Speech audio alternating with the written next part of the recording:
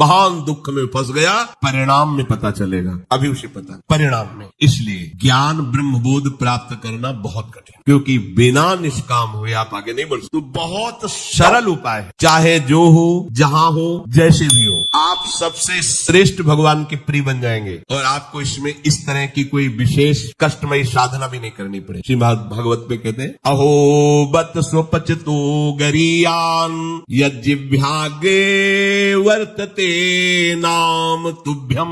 ध्यान दीजिए, ते पुस्तपस्ते जुहुः शश्नुरार्या ब्रह्मानुचूर्णाम गृणन्ति ये ते। जिसके जिह्वा में राधा राधा राधा, श्री हरि राधा, राधा कृष्ण, राधा वल्लभ, राधे श्याम, या जो राम कृष्ण हरि शिव नाम जो तुम्हारे गुरुजी ने दिया हो, या जो तुम्हें प्रिय लगे, मन से नहीं कह रहे, यज्जिह्वाग्रे वर्तते नाम तुभ्यम। जिसकी जीव के अग्रभाग में ऐसा स्वभाव बन गया है, चल रहा है, नाम जप करे। बोले अहो बत स्वपच तो गरीयान, यद्यपि वो स्वपच है फिर भी गरीयान वो सबसे श्रेष्ठ है। हरिराम व्यास जी ने कहा कि वेदास जी की चरण धूलि के सामने करोड़ों ब्राह्मण नहीं, क्योंकि उनकी जिह्वा पे निरंतर हरि का नाम विराज। इसीलिए यहाँ ब्रजवासी सब ब्रह्मा से भी परम पवित्र और श्रेष्ठ माने गए। व्यास मिठाई विप्र की तामे लगे आग, वृंदावन की स्वपच की जूठन खाइए मांग। हे बड़े मस्त है ब्रजवासी। प्रातः काल एक बार मंगला करके श्री जी की जा रहे थे, तो एक माई ठेलिया में कूड़ा करकट मस्ती बिहारी जी के पद गा रहे, जपे जा राधा राधा नाम, बसे जा श्री वृंदावन धाम, मिलेंगे कुंज बिहारी ओढ़ के कांवर। ठेलिया कूड़ा के लिए रोका और कुछ बेट चरणों में प्रणाम। ये है हमारे वृंदावन है, जिनकी जिह्वा में बिहारी बिहारी जी का जस बसा हुआ है। परम पावन श्रीधाम वृंदावन की परिचर्या मिले तो व्यास मिठाई विप्र की तामे लगे आग, वृंदावन के स्वपच की जूठन खाइए मांग, क्योंकि ये हरि प्रेम प्रदान। किसी के सामर्थ्य नहीं कि संतों के माथे पे हाथ रखे। एक ब्रजवासी का छोरा छोटा सा हो, उसके पैर चलो, कोई भी हो ऐसे लगा के हाथ, जा बाबा, और उसको जब प्रणाम किया ना भैया, लाडली जी कृपा हृदय निहाल हो गए। ये आशीर्वाद कौन दे सकते? देखो बरसाली के गोसाई पे चरण छुओ, सीधे लाडली जी से हाथ करके बात करते हैं। लाडली जी, आपको विश्वास नहीं, अगर विश्वास कर लो तो लाडली जी उनके कर कमल से सेवित है, वो जो कह रहे हैं वही लाडली जी करेंगी। भोरी सरकार है, पर हमें मनिलता मन की होने के कारण इन सब भावों पर विश्वास नहीं रहता। कह रहे कोई भी तपस्वी उसकी समानता नहीं कर सकता। जिसकी जिह्वा के अग्रभाग पर है, उसने सारी तपस्याएं कर ली, सारे तीर्थ स्नान कर लिए, भागने की जरूरत नहीं, राधा राधा बोलो, सारे तीर्थ स्नानों का फल तुम्हें उसी क्षण मिल जाएगा। तुम्हारी जिह्वा के अग्रभाग पर श्री हरि का नाम, प्रियाजू का नाम। सारे वेदों का अध्ययन कर लिया, उसे कुछ अध्ययन करने की जरूरत नहीं है। जो बड़ी बड़ी तपस्याओं से, तीर्थयाटन से, वेदाध्ययन से, यज्ञ आदि से गति मिलना दुर्लभ है, वो तुम्हें नाम से प्राप्त। कौन हो, कहाँ हो, कैसे हो, कोई प्रश्न नहीं। जैसे हो, जिस परिस्थिति में, जिस विषय में फंसे हो, वहीं से तुम्हें नाम उठा के महात्मा बना देगा, तुम्हें धनवान बना देगा, यशस्वी बना देगा, तुम तेज से संपन्न हो जाओगे। नाम का तेज, भगवान नाम का तेज है, प्रताप है भगवान नाम का। एक बार नाम आप बसा के तो देखो हृदय में, जोर से आलाप लोगे नाम का, प्रकृति का परिवर्तन हो जाए। अरे स्वामी का नाम है, सुमीर पवन सुत पावन नामू अपने बस करी राखे। जपहि नाम जन आरत भारी, मिटहि कुसंकट होय सुखारी। इदम ही पुंसस् तपसः श्रुतस्य वा सृष्टस्य सूक्तस्य च बुद्धि दत्तयोः अविच्युतोऽर्थः कविभिर् निरूपितो यदुत्तम श्लोक गुणानुवर्णनम। बड़े बड़े वेदनिष्ठ ब्रह्म ऋषियों ने निश्चय किया है कि भगवान के नाम का निरंतर जप गुण कीर्तन, इससे बड़ा कोई तप नहीं, कोई वेदाध्ययन नहीं, कोई यज्ञ नहीं, कोई ज्ञान या कोई दान इससे बढ़कर के नहीं है। बस प्रभु के नाम में तुम्हारी प्रीति हो जाए। कलिम सभाजयन्त्यार्या गुणज्ञाः सारभागिनः यत्र संकीर्तने नैव सर्वा स्वार्थो भी लप्यते न हृतः परमो लाभो देहिनाम भ्राम्यतामिहि यतो विंदेत परमाम शांतिम नश्यति संस्कृति। ये कलिकाल किसी को बख्शेगा नहीं, अगर नाम जप नहीं तो बुद्धि को भ्रष्ट कर देगा। इसका प्रभाव है कपट, चतुरता, बेईमानी और पापाचरण में रति, इसका प्रभाव है। कली इन दोषों से संपन्न है, पर एक इसका महान गुण है, जिसकी जिह्वा पे प्रभु का नाम होगा, इसके कोई भी दोष उसका स्पर्श नहीं कर सकते। और कल स्वयं भयभीत हो जाता है। जिसकी जिह्वा पे नाम है, इसकी एक बड़ी प्रशंसा है। 10,000 वर्ष तपस्या करने पर जो फल मिलता है 24 घंटे निरंतर नाम जप करने से मिल जाएगा। कलयुग की ये विशेष महिमा है। हम लोगों को भगवत प्राप्ति बड़ी सहज है। दाहिने पैर के अंगूठे के बल हाथ उठा के ऊपर, बोले कितने वो 10,000, 10 सेकंड नहीं खड़े हो सकते। नहीं, दाहिने पैर के अंगूठे के बल हाथ उठा के 10 सेकंड नहीं खड़े हो सकते। और वो अवश्य भगवान की प्राप्ति की बात नहीं कही गई है। वो अलग अलग कामनाओं की अलग अलग 24 घंटे नाम कीर्तन करने से वो फल प्राप्त हो जो उनको 10,000 वर्ष ऐसे करने से। कलयुग का बड़ा प्रताप। जो तुम स्वार्थ की पूर्ति चाहते हो या परमार्थ की पूर्ति चाहते हो या तुम रोग का नाश चाहते हो, तो एकमात्र उपाय है भगवान के नाम का निरंतर। निरंतर शब्द में बड़ी कठिनता है। महात्मा जन इसी का प्रयास करते। अव्यावृत भजना ये सिद्ध अवस्था है। निरंतर भजन आपसे निरंतर ना हो तो थोड़ी थोड़ी देर में स्मरण करने का अभ्यास बना लीजिए। एक बार सत्संग में अगर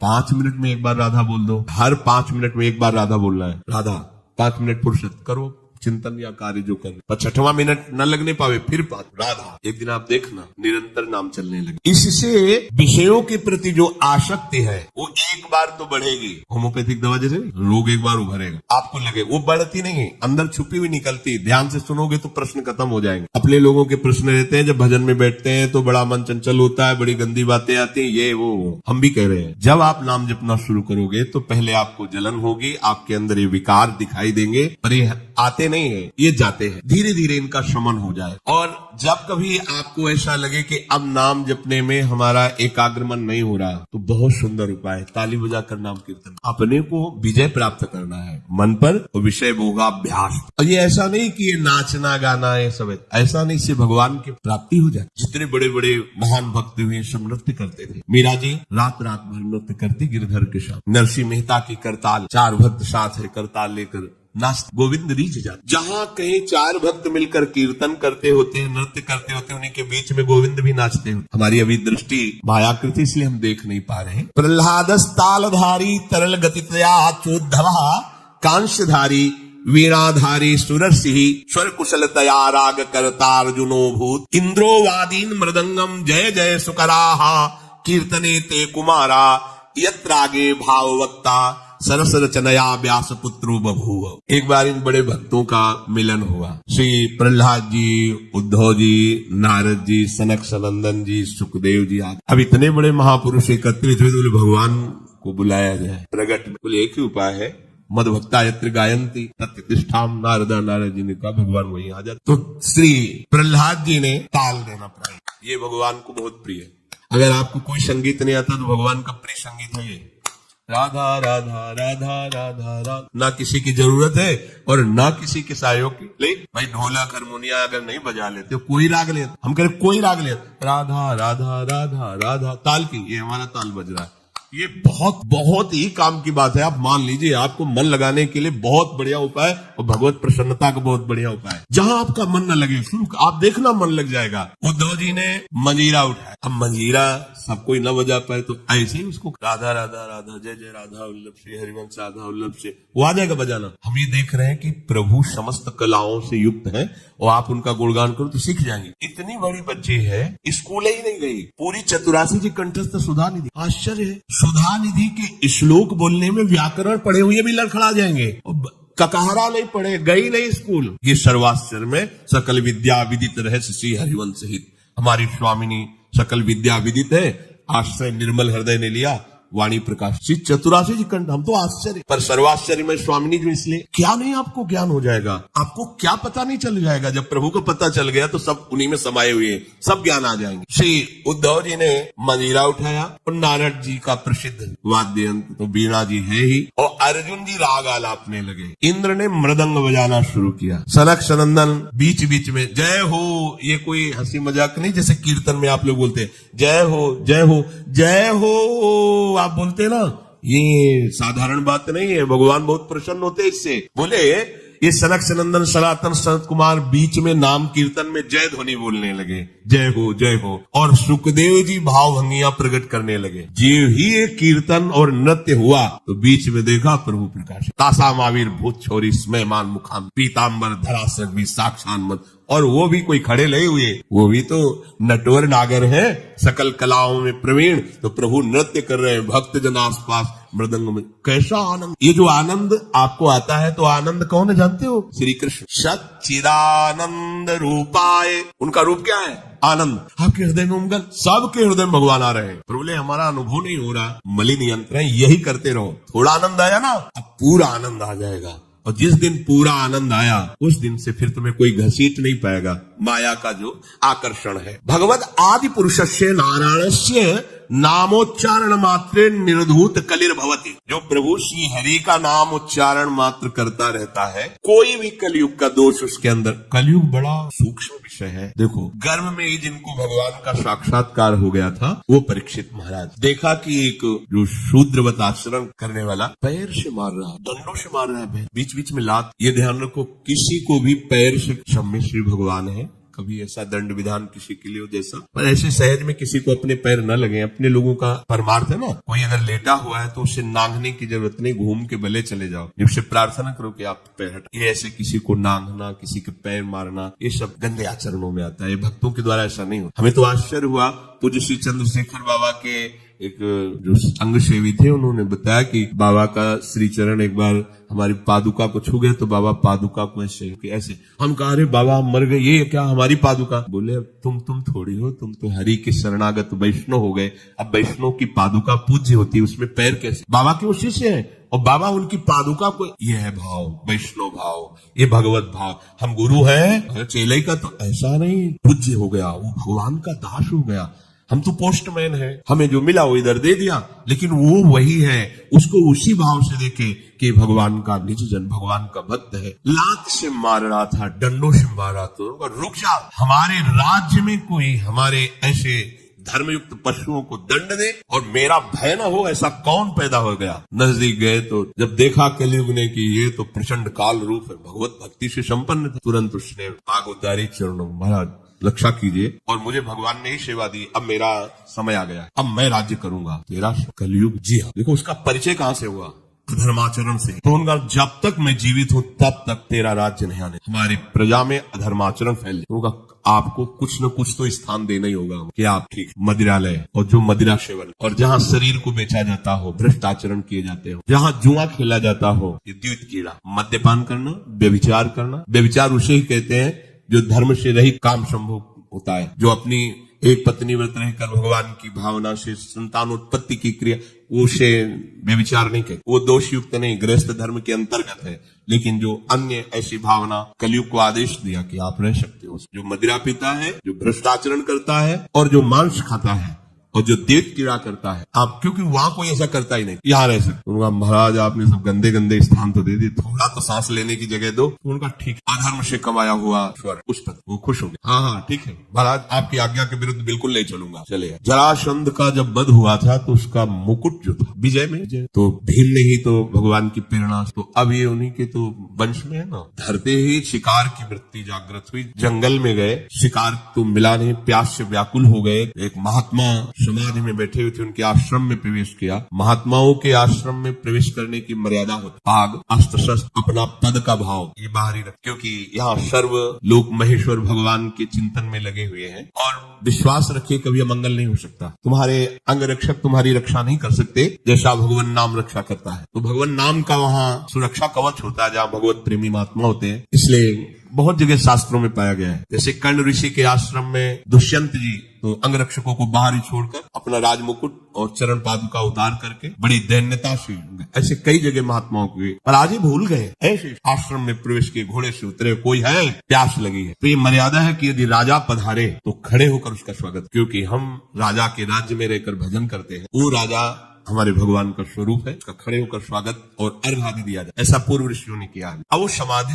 शमीक ऋषि उनका नजदीक गए, बड़े बड़े महात्माओं के दर्शन किए होंगे, तो क्या जानते नहीं कि समाधि अवस्था में है। समाधि अवस्था केवल शरीर दिखाई दे रहा है, बाहर से आप उसे मृत जैसा भी कह, अमृत स्थिति है, प्राण वायु ही संचलन नहीं हो रहा है, होदा वृत्ति अंदर से, बाहर से सब क्रियाएं रुकी। समाधि की अलग अलग स्थितियां होती। तो आज इनको देखो कलयुग का प्रभाव, उनको ढोंग नजर आ रहा है। राजा आया, इसे क्या बात करना है, बस ये बात सोच करके तुम आंख मूंद के बैठ गए और बाहर निकले, देखा एक मरा हुआ सर्प पड़ा हुआ था, उसे उठाया उनके गले में। ये कलयुग का दोष। एक महात्मा पर पाखंड का आरोप। जब कलयुग चढ़ जाएगा तो तुम्हें सब ऐसे नजर आएगा, सब पाखंड, सब भ्रष्ट है, अरे सब नाटक, कलयुग का स्वभाव। और उनका अपमान करने की चेष्टा, ये अपमान है। अच्छा, उनको पता भी नहीं है कि कोई आया है, कोई ऐसी चेष्टा। चले गए। कुछ ब्रह्म ऋषि बालक कोई सेवा कार्य से आश्रम में प्रवेश किए तो देखा समीक ऋषि के गले में मरा हुआ सर्प। यहाँ बाहर वनवासियों से पूछा कौन आया था? बोले चक्रवर्ती सम्राट महाराज परीक्षित। दूसरा कोई नहीं गया? नहीं।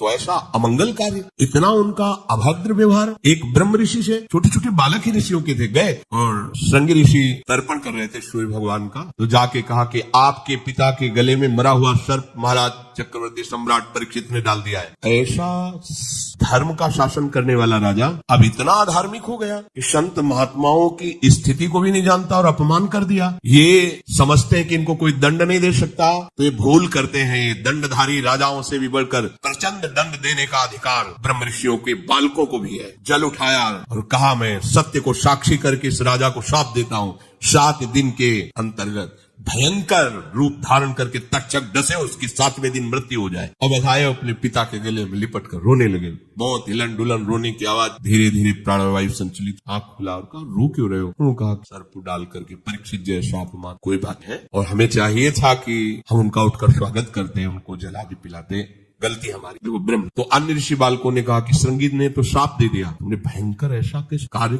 वो शाप के योग्य? क्या शाप दिया? बोले 7 दिन में तक अक्षर पाएगा डस। अब तो उनकी भी सामर्थ्य नहीं, पिता की भी की मिटा। ब्रह्म ऋषि के वचन ऐसे नहीं होते। तो ना ब्राह्मणत्व रह गया, ना तपस्या रह गई, न भजन रह गया है, न भाव रह गया है। दिन भर हम झूठ बोलते रहते, तो हम कुछ भी बोले क्या लागू होगा? सत्य का चिंतन करता है, ब्रह्मचर्य से रहता है, सत्यवाणी बोलता है, वो आज भी बोल दे तो वैसे ही हो जाएगा जैसा बोल। एक बालक के वचन को ब्रह्म ऋषि भी नहीं मिटा। अपने शिष्यों को भेजा, जाओ निवेदन करो महाराज परीक्षित को। उधर हो गए, जीव ही मुकुट उतार के, ये क्या हो मेरे द्वारा, ये क्या? हाय हाय मच गया हृदय में। मैं किसी महात्मा के साथ ऐसा व्यवहार कैसे कर सकता हूँ? भगवान मुझे दंड दे। ये है धर्मात्मा का, भगवान मुझे दंड दे, बिल्कुल क्षमा न करे। इतने में ऋषि के शिष्य पहुंच जाते हैं और कहा महाराज आपको एक सूचना है, बड़ी अशुभ सूचना। आपके द्वारा जो कृत्य हुआ उसका दंड विधान श्रृंगी ऋषि ने कर दिया है।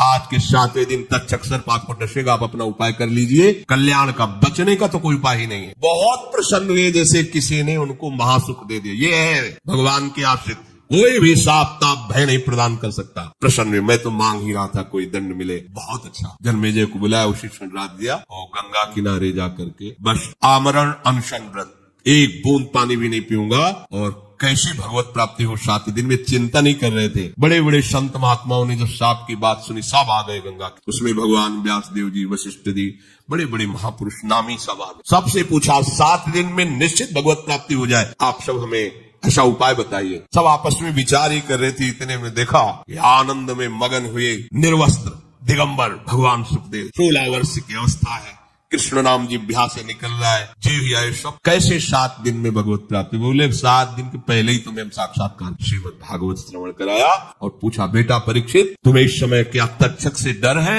उनका नहीं भगवान, आपने मुझे ऐसी स्थिति प्रदान कर दी कि एक तक्षक क्या करोड़ों महाकाल का रूप धारण करके भी आवे, मुझे कोई डर नहीं, क्योंकि मैं ऐसी स्थिति को प्राप्त हो गया हूं, मृत्यु मुझे छू नहीं सकती। उठे और इतने बड़े महापुरुष को भी कलयुग ने ठग लिया था, पर भगवान का आश्रय था ना। तो कह रहे हैं कि कलयुग का बिल्कुल भी प्रभाव उसके ऊपर नहीं पड़ेगा जो नाम जप करता रहेगा। बच्चों, इसलिए हम आपसे बार बार लगभग 2-4 दिन में सत्संग में प्रार्थना करते कि शराब मत पियो, बुद्धि भ्रष्ट कर देगा, कलयुग का स्थान है, ये वो कार्य करा देगा। इसी जीवन में तुम जीने लायक नहीं रहोगे। पराई बहन बेटियों के साथ व्यभिचार की प्रवृत्ति बिल्कुल मन में मत रखो। कलयुग का स्थान तुम्हें नष्ट कर देगा, दुर्गति हो जाएगी। ये जुआ खेलना, मटका और शेयर बाजार आदि के जुआ, ये सब जुआ के अंतर्गत आते हैं। बचिए, घर बैठे इतने लगा देंगे, इतने आ जाएंगे, और जब उतने सब चले जाएंगे तब बेईमानी सुहाएगी, गंदे आचरण सुहाएंगे, चिंता में बैठ जाओगे, कोई भजन साधन नहीं बनेगा। मेहनत करो, धर्म से कमाओ, मांस मत खाइए, कलयुग का निवास स्थान है। मांस खाओगे बुद्धि भ्रष्ट हो जाएगी, कलयुग तुम्हारी बुद्धि भ्रष्ट कर देगा। किसी के धन की चोरी मत कीजिए, संपत्ति का किसी भी तरह से अगर चोरी से लाए तो परिवार को नष्ट करने वाली चेष्टा हो जाएगी। अपने हाथ से अपने परिवार को नष्ट कर दोगे, देख लेना। ऐसी बुद्धि भ्रष्ट होगी कि जो तुम्हारे परिवार को ही तुम्हारे आचरण दुखदायी बन जाएंगे, जिनके सुख के लिए तुमने चोरी की थी। ये कलयुग के स्थान है। अगर कलयुग के प्रभाव से बचना है, निर्धूत कलिर्भवति, बोले भगवद आदि पुरुषश्च नारायणस्य नामोच्चारण मात्रेण। नाम बहुत बढ़िया अंग रक्षक है, कोई भी आपको दोष युक्त नहीं कर पाएगा यदि नाम चल रहा है। तो अगर हमारे दोष जमा है, देखो हम बार बार प्रश्न करते हैं, हमें सुख मिले, हमारी विपत्ति कैसे हटे, हम चाहते हैं कि ये काम बन जाए, वो काम क्यों नहीं बन रहा, क्योंकि तुम्हारे पाप जमा है। खुली बात, पाप ये दान पुण्य से नष्ट नहीं होंगे। दान पुण्य एक क्रिया है, शुभ क्रिया है, पुण्य क्रिया वो अलग जमा होगी। हमको एक ऐसी बात चाहिए जिससे पुण्य भी हो और पीछे के पाप नष्ट हो जाए। तो कह रहे वज्रम पाप महीभृताम भवद्रोदेकस्य सिद्धौषधम। पाप चाहे तुम्हारे पर्वत के समान हो, उनको विनाश करके तुम्हारे पुण्यों को बढ़ा देगा। पुण्यों को बढ़ा देगा पहाड़ जैसे, और पाप को मिटाकर धूल कर देगा। जैसे देवराज इंद्र जिस पर्वत पर प्रहार करे वज्र का, तो धूल बन के रह जाएगा, एक कण भी उसमें नहीं होगा। वज्र की ताकत है। तो बोले वज्रम पाप महीभृताम भवद्रोदेकस्य सिद्धौषधम मिथ्या ज्ञान निशावे विशाल तमसिस्तिगमांस बिंबोदय। तुम्हारे पाप पर्वत को चूर चूर करने के लिए वज्र के समान है कृष्ण नाम। तुम्हारे पुण्यों को बढ़ाकर पहाड़ जैसा कर देगा और पाप को बिल्कुल धूल के समान उड़ा देगा। पहाड़ के समान पाप जमा हो, क्या करो, बस कृष्ण कृष्ण बोलो, राधा राधा बोलो। इस भवरोग की रामबाण औषधि क्या, बोले सिद्ध औषधम, कृष्ण कृष्ण बोलो। अपने गुरु प्रदत्त नाम को